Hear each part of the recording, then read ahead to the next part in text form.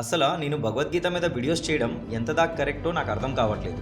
నా లైఫ్‌లో నేను వెళ్తున్న దారి కరెక్టా కాదా నాకు అస్సలు అర్థం కావట్లేదు. ఎందుకంటే నాకు ఎవరు చెప్పేవాళ్ళు లేరు కదా! నాకు రిజల్ట్స్ కూడా రావట్లేదు అలాగా. సో రిజల్ట్స్ వస్తే నాకు తెలుస్తది. నేను వెళ్తున్న దారి కరెక్ట్ అని. ఫర్ ఎగ్జాంపుల్ మన వైజాగ్‌లో అక్యాపాలెం నుంచి ఆర్కే బీచ్ వెళ్ళడానికి మనకి దారి తెలుసు. ఇన్ కేస్ దారిలో వెళ్ళినప్పుడు మనం ఎక్కడైనా తప్పిపోతే గూగుల్ మ్యాప్ ఆన్ చేసుకొని కరెక్టా కాదా అని చూసుకుంటాం. బట్ మన లైఫ్ కోసం అలాంటి గూగుల్ మ్యాప్ అనేది ఏమీ లేదు కదా! సో ఇక్కడ మనకి దొరికేది ఒకటి రిజల్టే. ఆ రిజల్ట్ బట్టే మనం డిసైడ్ అవుతాం. మనం వెళ్తున్న దారి కరెక్ట్ అని. బట్ శ్రీకృష్ణుడు చెప్తున్నారు మనం రిజల్ట్స్ ని ఎక్స్పెక్ట్ చేయకూడదని.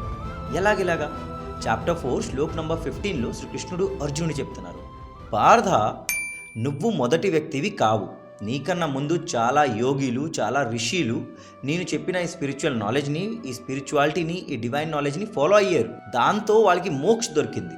వాళ్ళు స్వర్గంకి ప్రాప్తమయ్యారు. అంటే దేవుళ్ళలోనే వెళ్ళి కలిసిపోయారు. సో ఇక్కడ శ్రీకృష్ణుడు ఏం చెప్పడానికి ట్రై చేస్తున్నారంటే, ఈ ప్రకృతికి ఒక రూల్ ఉంది. ఆ రూల్ అది ఎప్పుడూ తప్పదు. మీరు కష్టపడితే దానికి ఫలితం వస్తుంది. మీరు ఒకరికి బాధపడితే మీకు బాధ వస్తుంది. మీరు ఒకరికి మంచి చేస్తే ఆ మంచి మళ్ళీ తిరిగి మీ దగ్గరికి వస్తుంది. ఎందుకంటే ఇది కృష్ణుడు దారి, ఇది భగవంతుడు దారి. మీరు కష్టపడండి, రిజల్ట్ గురించి దిగులు పడకండి. మీరు వెళ్తున్న దారి కరెక్టా కాదా అది ఒక టైం తర్వాత భగవంతుడే చెప్తారు. దానికోసం రిజల్ట్స్ అక్కర్లేదు, గూగుల్ మ్యాప్ అక్కర్లేదు. ఏవం జ్ఞాత్వా కృతం కర్మ పూర్వైరపి ముముక్షుభిః కురు కర్మైవ తస్మాత్ త్వం పూర్వైః పూర్వతరం కృతం.